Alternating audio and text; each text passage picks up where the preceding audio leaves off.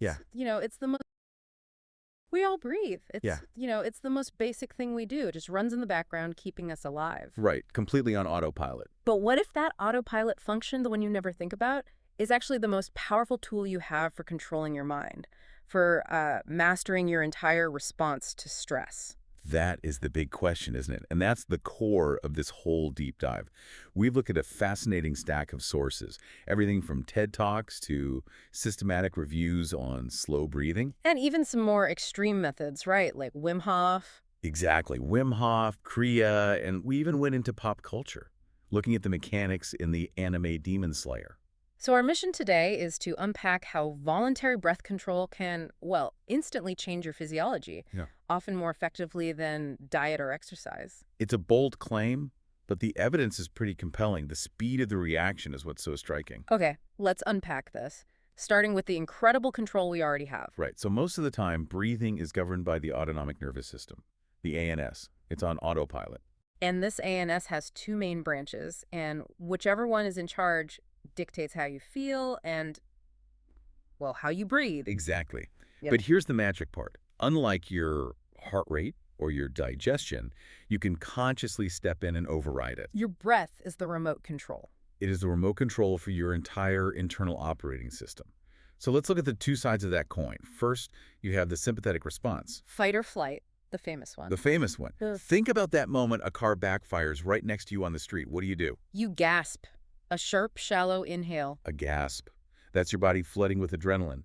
That inhale is fear and anxiety. And the sources pointed out a really critical modern problem that so many people, because of emails and just life, are breathing like that all day long. Yes, in this shallow chest breathing mode.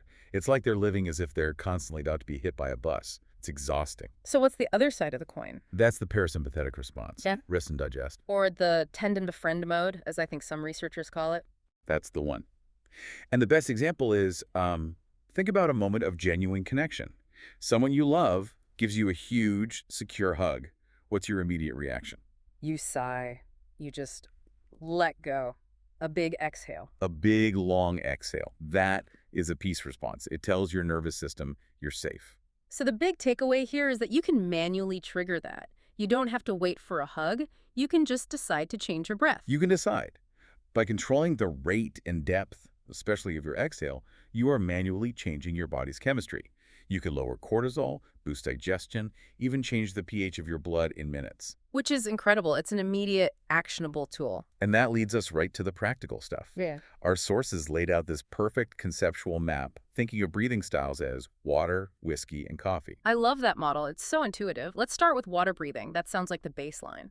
It is. Water breathing is your default practice, the Mhm. one that's, always good. It's all about balance. So what's the technique? Super simple. It's a 4-count inhale and a 4-count exhale, a 4.4 ratio. But the crucial part is the overall rate. You're aiming for only 4 to 6 breaths per minute. Wait, 4 to 6?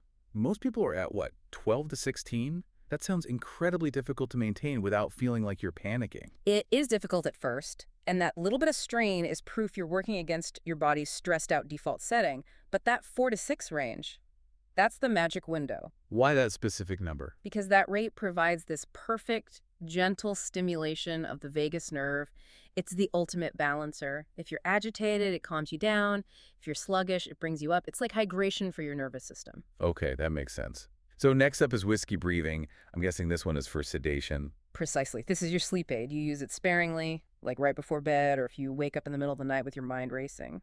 So how does this one work? It dramatically emphasizes the exhale to really hit that parasympathetic response. You inhale to a count of 4, but then you double the exhale, pushing it out slowly for a count of 8. So if I'm lying awake at 3 a.m. worrying, focusing on that 8-count exhale physically forces my body out of that stress response. That is exactly the mechanism.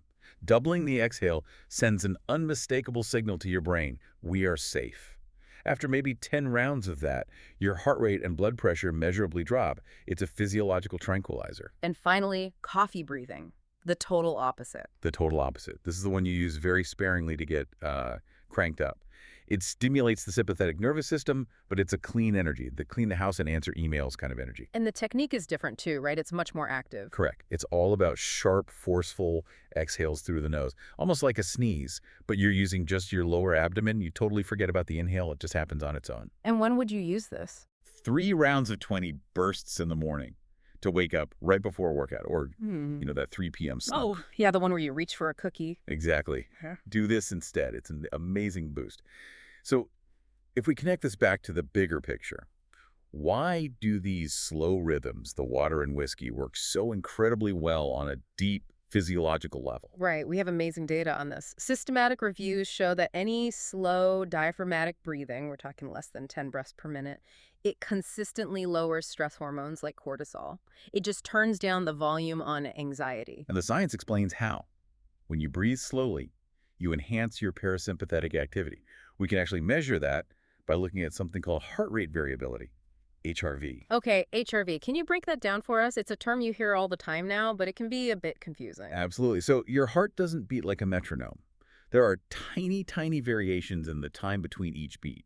HRV measures those variations. And higher is better, right? Right. Higher is better. It means your nervous system is flexible, it's resilient, it can speed up to meet a challenge and then slow right back down to recover. Slow breathing is basically resistance training for your vagus nerve, which boosts your HRV. And this brings us back to the pH balance of the blood. It sounds so scientific, but you're saying we can change it just by breathing. It's basic chemistry. When we exhale, we get rid of CO2. If you breathe too fast and shallow, you trap CO2, making your blood more acidic. Your brain reads that acidity as a stress signal. So a long, slow exhale. Removes more CO2, which makes your blood slightly more alkaline. That tiny chemical shift sends a powerful calming signal throughout your entire body. It reinforces the message from the vagus nerve. And this isn't just a physical thing, it goes right up to the brain. Right. Brain imaging shows increased activity in the prefrontal cortex, your executive function, and the hypothalamus. You are literally boosting your awareness and control over your own internal state. You know, for someone like me who grew up with this tradition, this research is so validating. Yogic practices like pranayama, which literally means control of the life force or breath, have taught this for millennia. Absolutely. Things like alternate nostril breathing, Nadi Shodhana, we were always told it lowers blood pressure and improves lung function. It's just, it's amazing to see the fMRI scans finally catching up. And we can't forget the vital role of the nose in all this. The sources are clear. Nasal breathing is fundamental. Mouth breathing just doesn't have the same effect. Why not? Because the physical stimulation of air passing through the nasal passages actually tunes the activity of your entire brain. It directly links your breath to your consciousness in a way mouth breathing can't. Okay, so we've covered the calming and balancing stuff, the Yeah. water and the whiskey. Let's get into the turbocharged practices. These seem to contradict everything we just said about slowing down. They do, but they're a kind of controlled stress. A concept called hormesis. Methods like Kriya, or the Wim Hof method, use rapid, heavy breathing followed by a long breath hold. So what's the goal there? Why intentionally stress the system? The theory is you're creating an intense short-term stress event. You're flooding your system with adrenaline in a 20-minute window so that for the rest of the day, your system can achieve a much deeper state of calm and recovery. And there are historical precedents for this, like the Tumo meditation of Tibetan monks generating internal heat. Exactly. And modern science confirms it. These extreme techniques can measurably boost core body temperature and spike adrenaline. Okay, here's where it gets really interesting. Let's talk about the fictional extreme. Total concentration breathing from Demon Slayer. Ah, yes, TCB. In the anime, it's the absolute foundation of everything the Demon Slayers do. They take these maximal lungfuls of air constantly to accelerate blood flow and heart rate. And the result is superhuman strength, speed, endurance. They even do it in their sleep. And in the most extreme fictional cases, they use it to stop fatal wounds or instantly coagulate blood. Which is a bit of a stretch. It's a brilliant dramatization of real principles. Martial arts like Aikido or Qigong absolutely coordinate deep, intentional breath with movement to build power and focus. But let's be clear, a reality check is needed here. Absolutely. Real techniques can give you incredible gains in attention and modest gains in endurance. But no real-world breathing technique is going to let you slice through a boulder or stop a fatal wound. So we've come full circle. From automatic breathing to understanding the ANS to the water, whiskey, and coffee model. We know the science now, boosting HRV and engaging the brain. So what does this all mean? I think it means your breath is the most immediate, reliable tool you have to take the controls, to stop being bounced around by your environment on autopilot. That's it. Between your first breath and your last, you have this tool. You have the ability right now to stop that reactive cycle. So my question for you, the listener, is this.